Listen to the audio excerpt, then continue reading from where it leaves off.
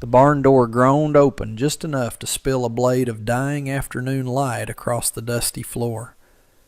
It caught the shape of a woman, small and thin, who swayed in the opening like a sapling in a hard wind. Her dress was the color of parched earth, torn at the hem and clinging to a frame that seemed too fragile to hold up a life. She took one stumbling step inside, her bare foot leaving a smear in the dust. Her face, shadowed and bruised along one cheekbone, lifted toward the figure of the man standing by the empty horse stall.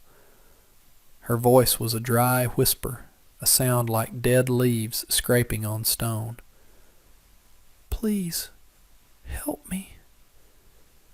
Then her eyes rolled back and she collapsed, a marionette with its strings cut. Thomas Blackwood didn't move for a full second. The world had a habit of bringing its broken things to his door, and he was tired of mending. His own grief was a house with boarded-up windows. There was no room for anyone else's. But the silence that followed her fall was absolute, broken only by the buzz of a fly near the rafters. He walked over, his worn boots silent in the thick dust. He knelt. The woman was Chinese, her black hair pulled loose from a simple braid, fanning out around her head like spilled ink. She was lighter than he'd expected when he slid his arms under her, light as a half-full sack of grain. He saw the marks then, not just on her face, but a pattern of older, faded yellow and blue bruises ringing her arm. This wasn't the work of a fall. This was the work of a fist. A deep, familiar anger, cold and hard as a river stone, settled in his gut. He stood, lifting her easily, and carried her out of the barn's gloom and into the harsh, unforgiving light of the sun. He walked toward the small, lonely cabin that was his only claim on the world, the screen door sighing shut behind them. She woke to the slow, rhythmic tick of a mantel clock. The sound was steady, a world away from the noise of her fear. She was lying on a narrow cot, a rough wool blanket pulled up to her chin. The room was simple, spare. A stone fireplace, a wooden table with 2 chairs, a single window looking out onto a vast, empty stretch of prairie. A man sat at the table, his back to her, cleaning a piece of tack with a slow, methodical motion. He was large, but his stillness made him seem like a part of the landscape, like a boulder or an old tree. She flinched, pulling the blanket tighter, the movement making a small sound. He stopped his work but didn't turn around. "There's water on the crate next to you," he said. His voice was low and gravelly, like he didn't use it much. She saw the tin cup, condensation beading on its side. Her throat was a desert. She reached for it with a trembling hand, the bruises on her arm aching with the movement. She drank, the cool water a shock of life. After a moment she found her voice again, still thin, but there. "Where am I?" "My place," he answered, still not looking at her. "You're safe. For now." For now. The words hung in the quiet room. Safety was a currency she didn't possess. "They will come for me." He finally turned, his face set in hard lines, his eyes a pale, washed-out blue that seemed to see more than a man ought to. "Who's they?" She swallowed hard, the name a poison on her tongue. "My husband's family, the Crofts." Thomas felt the name land in the center of his chest. Franklin Croft owned the valley, the water rights, the general store, and half the souls in the county. He was a pillar of the church, a man whose name was spoken with a mixture of respect and fear. Thomas had lost his own small ranch to Croft's legal machinations years ago, after his wife and son were taken by the fever. Croft had offered a pittance, calling it a kindness. Thomas had taken it and moved to this worthless patch of land at the edge of nowhere, content to be forgotten. But the world, it seemed, wasn't done with him yet. He looked at the woman, at the terror in her dark eyes, and saw the shadow of the man who had taken everything from him. The next afternoon, a rider appeared on the horizon, a black speck growing steadily larger against the shimmering heat. Thomas watched from the porch, his hand resting on the worn handle of the axe leaning against the wall. He had told the woman, May, she had whispered her name was, to stay inside, out of sight. The rider was too clean, his horse too fine. This wasn't a lost cowhand. This was a messenger. The man reined in his horse a polite distance from the cabin and dismounted. He was dressed in town clothes, a dark coat despite the oppressive heat. He smiled a thin, bloodless smile. "Mr. Blackwood," he said, his voice smooth as polished wood. "My name is Davies. I represent Mr. Franklin Croft." Thomas said nothing. He just watched. The lie sat in the air between them, heavy as stone. Davies' smile didn't falter. "We have a delicate situation. A young woman, the widow of Mr. Croft's late son, has wandered off. She's unwell, confused. Her mother-in-law is beside herself with worry." He gestured vaguely toward the vast, empty land. "We've been searching for her. We were told you sometimes offer aid to travelers." The civility was a mask, thin as paper over something ugly. Thomas knew what Davies was asking. He was asking if property had been found. "Ain't seen anyone," Thomas said, his voice flat. "I see," Davies said, his eyes flicking from Thomas's face to the cabin door and back again. "She is a small woman, Chinese, perhaps easily missed." The emphasis was slight, but it was there. A warning. "Mr. Croft is a generous man. He would be deeply grateful for her safe return. He considers her family." The word family sounded like a curse. Thomas thought of the bruises on May's arm, the terror that had her curled up on the cot inside like a startled animal. He met Davies' gaze, his own face unreadable as granite. "I told you," he said, his voice dropping lower. "I ain't seen her." The silence stretched, taut as a wire. The cicadas buzzed, oblivious. Davies held his gaze for a long moment, the smile finally fading from his lips, replaced by a cold assessment. He had delivered his message. The threat was now officially on the table. "Very well," Davies said, turning back to his horse. "If you should happen upon a confused young woman, you know who is looking for her." He swung into the saddle, a picture of respectable authority.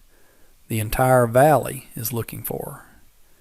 He wheeled the horse around and rode away, leaving behind nothing but a cloud of dust and the chilling certainty that this was only the beginning. After the dust from Davies' horse had settled back into the earth, Thomas went inside. The cabin was dim and hot, the air thick with unspoken fear. May was sitting on the edge of the cot, her hands clenched together in her lap, her knuckles white. She had heard everything. Her face was a pale mask, her eyes wide and dark. "He knows," she whispered. "He knows I am here."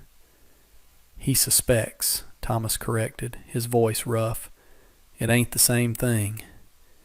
He walked to the stove and poured a dipper of water into the basin, the sound loud in the tense quiet.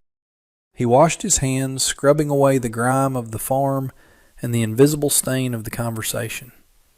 He was a man who preferred fences to conversations, solitude to company. He had drawn a line around his life, and Franklin Croft's man had just stepped right over it. He had a choice. He could tell her to leave, to take her trouble somewhere else, and he could go back to his empty days and hollow nights. It would be the smart thing to do, the safe thing. He dried his hands on a scrap of cloth, the silence stretching between them. He thought of his wife's face, the last time he'd seen it, pale with fever. He thought of his son, a small boy with his mother's eyes, gone too soon. He had been helpless then, raging against a sickness he couldn't fight. This was different. This was a man, a fist, a system of power built on cruelty and masked by piety. This was something he could stand against. He turned and looked at May. She hadn't moved. She was watching him, her expression stripped of everything but a desperate, fragile hope. She was waiting for her sentence. He saw not just a frightened woman, but a reflection of every promise he had failed to keep to his own family. He would not fail again. He walked over to her, stopping a few feet away. He wasn't a man for comforting words or soft gestures. His promises were made of action. "You listen to me," he said, his voice quiet but carrying the weight of an oath. "You're under my roof, my protection. They won't take you." Tears welled in her eyes, silent and immediate. They traced paths through the dust on her cheeks. She didn't make a sound, just nodded, a small, jerking motion. For the first time since she had stumbled into his barn, a piece of the terror receded from her face, replaced by a flicker of something he hadn't seen in his own mirror for years. Trust. He had spoken the words, and now they were a part of him.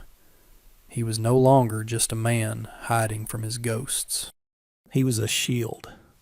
And he knew, with a certainty that settled deep in his bones, that Franklin Croft would do everything in his power to break him. Thomas knew he couldn't keep her hidden forever. Croft's reach was long. He needed help, and there was only one person in the nearby town of Redemption he trusted not to be on Croft's payroll. He left May with a bowl of stew and his old hunting rifle, which he placed on the table with a quiet finality. He didn't show her how to use it. Its presence was statement enough. Then he saddled his horse and rode. The town was a dusty collection of clapboard buildings shimmering in the late afternoon heat. He bypassed the saloon and the sheriff's office, heading straight for the small house with the neat white fence at the end of the main street. Dr. Gable's house. He found Martha Gable tending the withered roses in her front garden, her face shaded by a wide-brimmed straw hat. She was the doctor's wife, a woman whose own quiet grief was as well known as her husband's skill. They had lost their only daughter to diphtheria 2 winters back, and a light had gone out of her. She looked up as he approached, her eyes questioning. "Thomas," she said, her voice soft. "It's been a long while." "Martha," he acknowledged with a nod. He didn't waste time on pleasantries. "I need your help, and the doc's." He told her the story. Not all of it, but enough. He spoke of the woman, the bruises, the name she had whispered. He spoke of Davy's visit, the polite threat hanging in the air. He watched her face as he spoke. Her expression shifted from mild curiosity to a deep, resonant sorrow, and then to a slow burning anger that firmed her jaw and brought a spark back to her tired eyes. She had seen Croft's brand of charity up close. She had seen families broken by his business deals. She knew the truth behind the respectable facade. "The law won't help," Thomas finished, his voice low. "The sheriff drinks Croft's whiskey." Martha stripped off her gardening gloves, her movements precise and deliberate. "The law isn't the only authority in this world, Thomas. There's what's right." She looked past him, toward the hazy line of the hills where his homestead lay. "My husband is out on a call, but he'll be back after dark. Bring her here, tonight. No one will think twice about the doctor having a late patient." It was more than he had hoped for. An ally, a safe house, if only for a night. "She's scared," Thomas said, the words feeling inadequate. "Of course she is," Martha replied, her voice gaining a steely edge he hadn't heard in years. "But she is not alone anymore. Tell her that." She met his gaze, and for a moment he saw a shared understanding pass between them. 2 people who had lost everything and had nothing left to fear from a man like Franklin Croft. "You bring her, Thomas. We'll be ready." Under the thin light of a sliver moon, Thomas rode back to his cabin, this time with May riding behind him, her small hands holding tight to his sides.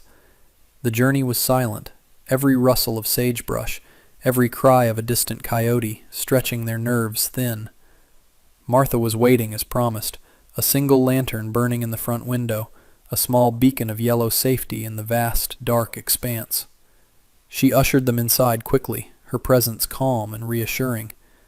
Dr. Gable, a kind-faced man with weary eyes, was there. He examined May's injuries with gentle hands, his face growing grimmer with each faded bruise he uncovered. "This is old work and new," he said quietly to Thomas, while Martha led May into the other room with a cup of tea and a soft-spoken promise of a warm bath. "She's been living with this for a long time." Later, while May slept soundly for the first time in weeks, tucked into the Gables' daughter's old bed, Martha sat with Thomas at her kitchen table. The house was still, filled with the ghosts of a family that once was. "She told me a little," Martha said, her voice barely above a whisper.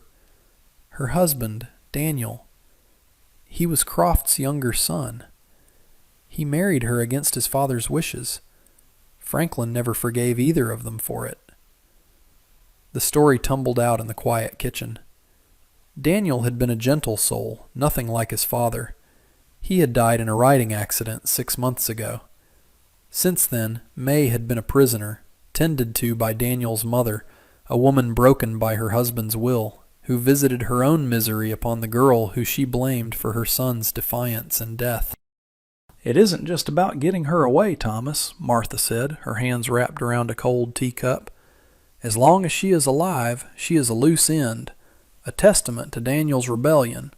Croft won't ever let her go. He'll hunt her down, and when he finds her, he'll simply have her disappear. For her own good, of course, for her illness." The word hung in the air. Illness. The excuse for everything. Thomas looked at his own calloused hands, hands that had built and lost and buried. Hiding May wasn't a solution. It was just a delay. They weren't fighting a man. They were fighting a story. The one Franklin Croft told the world about himself. The only way to win was to tell a truer one. "There's the Founders' Day picnic," Thomas said, the idea forming slowly, a dangerous and desperate shape. "On Sunday, the whole town will be there, the preacher, the mayor, everyone." Martha looked at him, her eyes widening as she understood. "In front of everyone? Thomas, that's suicide. He'll destroy you. He'll destroy her." "He's trying to destroy her now, in the dark," Thomas countered, his voice a low rumble. "Maybe the only place she's safe is in the light." It was a terrible gamble, a public confrontation, her word against his, the word of a frightened Chinese widow against the most powerful man in the valley. It was insane. It was hopeless. And it was the only chance they had. Martha was silent for a long time, the weight of the decision pressing down on the small, quiet house. Finally, she nodded. "Yes," she said, her voice firm with a conviction that chased the shadows from her face. "In the light." The next 2 days were a blur of tense quiet and whispered preparations. May stayed with the Gables, slowly regaining a sliver of strength. The bruises on her face began to fade, but the ones in her eyes remained. She spoke little, but she watched Martha and Thomas with a fierce, searching intensity. She was trying to measure the depth of their resolve, to see if it was strong enough to stand on. Thomas spent the time at his ranch, going about his chores with a grim determination, half expecting Davies or a deputized ranch hand to ride over the hill at any moment. But the valley remained quiet, a deceptive calm before a storm. On Saturday night, Thomas went back into town. He sat with May and Martha in the Gables' parlor, the lantern casting long shadows on the walls. "Tomorrow," Thomas said, looking directly at May, "he will be there. He will be smiling. He will look like a king." He paused, letting the weight of the image settle. He will not expect you." May's hands trembled where they lay in her lap. What must I do?" she asked, her voice small. "You must be brave for 5 minutes," Martha said, her voice gentle but firm. She reached out and placed her hand over May's. "You must tell them what was done to you. Not all of it, just one thing. One true thing that they cannot deny." Thomas added his own piece of counsel, his words spare as always. "Look at him when you speak. Let them see you are not afraid of him any more." It was a simple plan, and its success rested entirely on the courage of the most vulnerable person among them. They sat in silence for a moment, the three of them, a strange and broken alliance bound by a shared sense of justice. A grieving man, a grieving woman, and a terrified survivor. As Thomas stood to leave, May spoke his name. "Mr. Blackwood." He turned. "My husband," she said, her voice clear and steady for the first time. "He told me there were still good men. I did not believe him. Not until now." Thomas gave a short, sharp nod, unable to find words. He walked out into the cool night air, the woman's words echoing in the hollow places inside him. He was not a good man. He was just a man who had run out of things to lose, and in doing so, had found something to protect. Sunday dawned gray and overcast, the sky a heavy, bruised lid over the valley. The Founders' Day picnic was held in the oak grove behind the church, a place of forced cheerfulness and public piety. Thomas rode into town with May beside him on a gentle mare borrowed from the Gables. Martha was already there, a pillar of quiet dignity among the chattering townsfolk. Franklin Croft stood near the preacher, accepting greetings like a feudal lord, his man Davies hovering nearby. He was dressed in his Sunday best, a picture of benevolent authority. His smile was wide and his laugh was loud, but his eyes were cold, constantly scanning the crowd. When he saw Thomas Blackwood walk into the clearing, his smile tightened. When he saw the small Chinese woman walking at Thomas's side, it vanished completely. A murmur went through the crowd. People stopped talking, their heads turning. Davies started forward, his face a mask of polite fury. But Thomas simply put a hand on his chest and moved past him, his eyes locked on Croft. He walked May to the center of the clearing, into the sudden, heavy silence. "Croft," Thomas said, his voice carrying across the quiet grove. It wasn't a shout, but it had the force of one. Franklin Croft composed himself, his face becoming a mask of paternal concern. "Mr. Blackwood, I am relieved. You found our poor lost May. We've been so worried." He took a step toward them, his arms open in a gesture of welcome. "Come, child, let's get you home." May flinched, shrinking behind Thomas. "She is home," Thomas said, not moving, "and she has something to say." Croft's eyes narrowed. The mask was slipping. "The girl is unwell. She is not herself. She needs rest, not an audience." He was trying to control the story, to paint her as mad. It was now or never. Thomas looked down at May. Her face was ashen with fear, but as she looked up at him, she saw the unwavering resolve in his eyes. She took a shaky breath, remembering Martha's words. One true thing. She stepped out from behind Thomas, a small, solitary figure in the face of immense power. She looked directly at Franklin Croft. Her voice, when it came, was not loud, but it was clear, and it did not tremble. "He says I am unwell," she said, her voice cutting through the silence. The entire town was listening now, frozen in place. "He says I am confused." She slowly raised her arm and pushed up the sleeve of her simple dress, revealing the landscape of old and new bruises, a tapestry of cruelty in shades of purple and yellow. My husband's mother did this. She told me it was what Mr. Croft wished. She said it was the price for my husband's disobedience in marrying me." A collective gasp went through the crowd. It was one thing to hear rumors, to suspect the darkness that lived behind the walls of the powerful. It was another to see it laid bare on a woman's skin in the light of day. Franklin Croft's face went from pale to a mottled, furious red. The story was no longer his. "Lies," he thundered, his voice booming with practiced authority.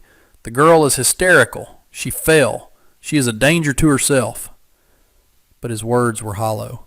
The crowd wasn't looking at him anymore. They were looking at the bruises on May's arm. They were looking at her small, determined face. They were looking at Thomas Blackwood standing beside her like a mountain, unmovable. And they were looking at Martha Gable, the respected doctor's wife, who stepped forward to stand on May's other side, placing a protective hand on her shoulder. The alliance was now public. The lie was broken. The sheriff, a man who normally wouldn't spit without Croft's permission, looked from Croft to the crowd and back again. He saw the shift, the sudden, terrifying transfer of power from one man's wealth to the collective conscience of a town. He cleared his throat, his hand moving uncertainly toward his pistol belt. He didn't have to do anything more. In that moment, Franklin Croft was no longer a pillar of the community. He was just a monster, exposed. His influence had evaporated into the gray afternoon air, undone by a few quiet words and the undeniable truth of a patterned bruise. He stood there, isolated and powerless, in the center of the world he had built, his reign of fear over. They rode back to the ranch as dusk was settling, painting the sky in soft shades of orange and pink. The silence between them was different now. It wasn't the tense, watchful quiet of the past few days. It was a comfortable silence, full of things understood but not needing to be said. When they reached the cabin, Thomas unsaddled the horses while May went inside. The air was cooling, and the first fireflies were beginning to stitch the twilight with tiny, fleeting sparks of orange light. When he walked inside, a smell he hadn't experienced in years met him. Fresh bread. May was standing by the stove, a clean apron tied around her waist, her face smudged with flour. She had found his meager supplies and worked a small miracle. A hesitant smile touched her lips. "I hope it is all right," she said. He looked at the 2 loaves of bread cooling on the table, at the small pot of stew simmering on the stove. He looked at her, standing in the warm lantern light of his kitchen, and the cold, hollow space inside his chest felt a little less empty. "It's all right," he said, his voice thick with an emotion he couldn't name. They ate at the small table, the ticking of the clock a steady, peaceful rhythm. For the first time, May ate like she was hungry, not like she was afraid the food would be taken away. After they had finished, Thomas was cleaning the plates when he heard a sound. It was small and strange, a rusty noise, like a hinge that hadn't been used in a long time. He turned. May was looking at the ranch's scruffy cat, who was batting clumsily at a loose thread on her dress. And she was laughing. It was a small, quiet laugh, but it was real. It was the sound of a life beginning again. He felt his own lips twitch into a smile, an expression that felt foreign on his face. He finished the dishes and walked out onto the porch into the deep velvet dark of the country night. The fireflies were a galaxy in the tall grass. A moment later, May came out and stood beside him, wrapping a thin shawl around her shoulders. They stood for a long time without speaking, watching the silent, hopeful lights. The world was still a hard place, and their futures were uncertain, but they were not alone. He was no longer just a broken man, and she was no longer just a survivor. They were something new, something forged in danger and sealed in courage. "Thomas," she said softly, not looking at him. "May," he replied. It was all that was needed. On a small, forgotten ranch at the edge of the world, under a sky full of stars, a family had been born.